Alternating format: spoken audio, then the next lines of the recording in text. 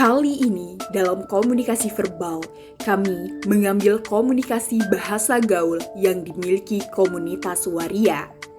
Kami mendatangi lokasi waria yang berada di Kota Gede, Yogyakarta. Dengan sunyi dan sepi, ternyata lokasi ini sudah tidak lagi ditempati. Dibantu warga sekitar, hanya ada anak dari waria yang membenarkan bahwa para waria tidak berada di Kota Gede setelah kematian ibu dari para waria. Kami telusuri dan kami dapati para waria yang bekerja di lampu merah Proliman Kalasan Yogyakarta. Dengan ramah mereka menyambut kedatangan kami.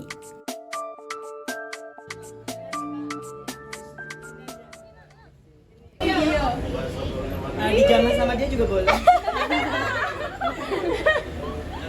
Bentar ya, sisi belum ya. Iya. Kim, sini. Bukan satu aja. Banyak. Ini dengan siapa? Kim. Kalau ini? Saya Popon Asmara Putra. Siapa tadi? Popon Asmara Putra. Oh, Popon Asmara Putra. Oke. Ini biasanya di sini ngamen atau ngamen? Oke. Jadi ini ada beberapa pertanyaan yang bakal aku sampaikan. Tapi kalau misalkan itu ada sesuatu yang sensitif, itu boleh tidak dijawab, boleh banget. Enggak, ini ganti-gantian aja. Dari Kim dulu. Yang pertama nih, bagaimana cara Kim interaksi atau berkomunikasi dengan teman atau dengan sesama waria? Kalau aku mah selalu enjoy, jadi sudah karena ya sama lah, dia juga ini seperti aku gitu, jadi lebih fun aja. Biasanya bahasanya gimana? Ya biasa sehari-hari seperti kita ini. Enggak ada bahasa tertentu gitu ya? Atau ada Oh, istilah-istilah? itu ada, tapi kan tergantung temannya yang berkomunikasi gitu, atau kadang cuma untuk seperti lawa-lawaan atau apa gitu. Kalau sesama waria itu gimana lawak-lawakannya gitu? Ya paling misalnya ada lihat orang ganteng, tapi nanti kan cekong, kan gitu aja. Oh, itu artinya apa itu cekong kayak gitu? Kalau cekong kan ganteng, kalau itu seperti iya, menegaskan kata iya. Oh, Gitu. jadi kayak dia ganteng tuh cekong gitu. Itu ada bahasa lain nggak? Gitu? Kalau aku sih cuma itu doang. Apa itu?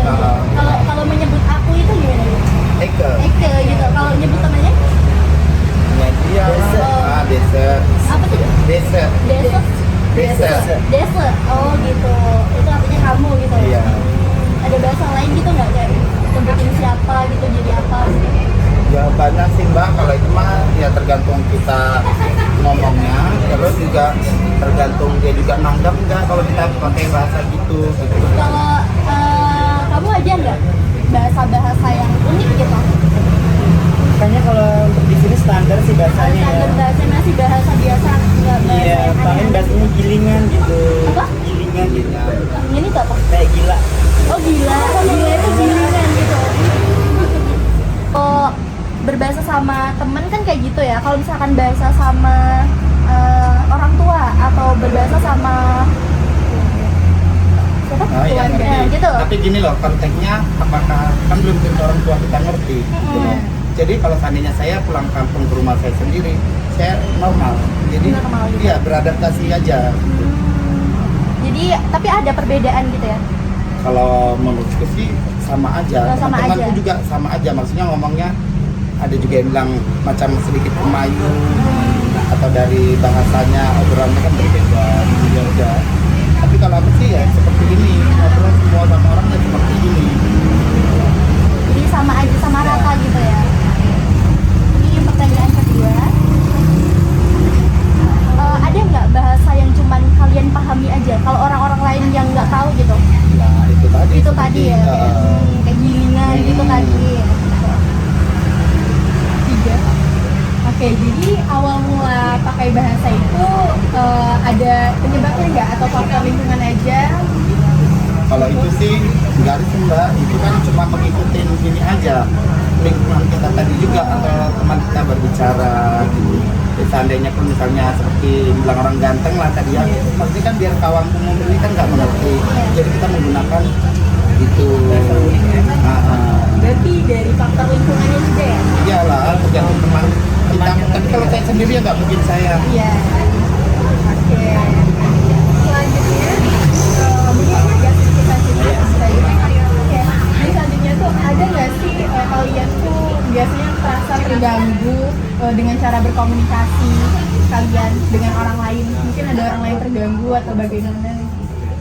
Kayaknya nggak ada Sejauh ini nggak ada sih. Oke. Berarti aman-aman aja ya? Iya, Ngalir aman. aja ya?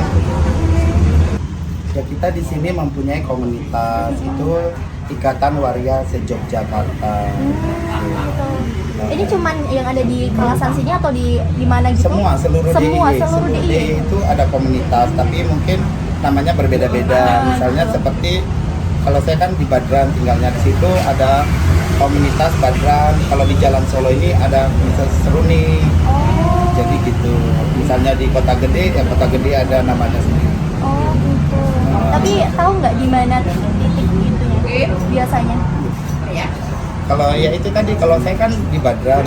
Jadi kalau kita itu ada pertemuan tiap bulan. Oh, ada pertemuan di, Iya. di se-Jogja itu? Enggak dong. Oh, cuman kan khusus oh, Badran. gitu. Kalau misalnya Seruni, ya mereka kan menentukan Hmm, tanggalnya atau apa. Pokoknya tiap bulan itu pasti ada pertemuan. Tiap Jogja tuh pasti ada, cuman titiknya tuh berbeda-beda. gitu. Kalau ini biasanya di mana?